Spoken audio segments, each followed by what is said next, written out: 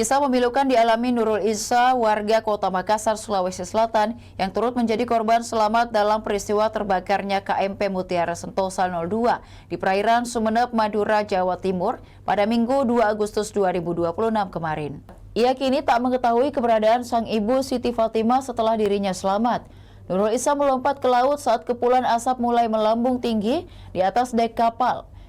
Dan saat ini berada di Pelabuhan Masalembu, Madura, ketika berkomunikasi dengan keluarganya di Jalan Sultan Abdullah II, Kelurahan Talo, Kecamatan Talo, Kota Makassar, Sulawesi Selatan. Dalam kesempatan itu, Nurul Isa bercerita saat kapal terbakar, semua penumpang dilanda kepanikan.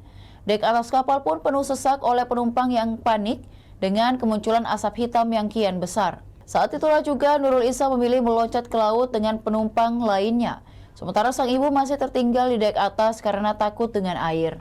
Mengenakan jas pelampung, Nurul Isa mengaku terombang-ambing di lautan selama 3 jam sebelum kapal penolong tiba mengevakuasinya. Dalam proses evakuasi itu, kata Isa, ada 65 penumpang lainnya yang diangkut ke atas kapal penolong. 1 meninggal dunia. Nurul Isa mengaku naik ke kapal Mutiara Sentosa 02 pada Sabtu 1 Agustus 2026 pukul 20.00 WITA. Sementara kebakaran kapal terjadi pada Minggu pagi sekira pukul 7.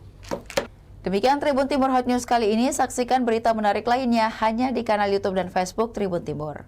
Download Tribun X sekarang. Menghadirkan lokal menjadi Indonesia.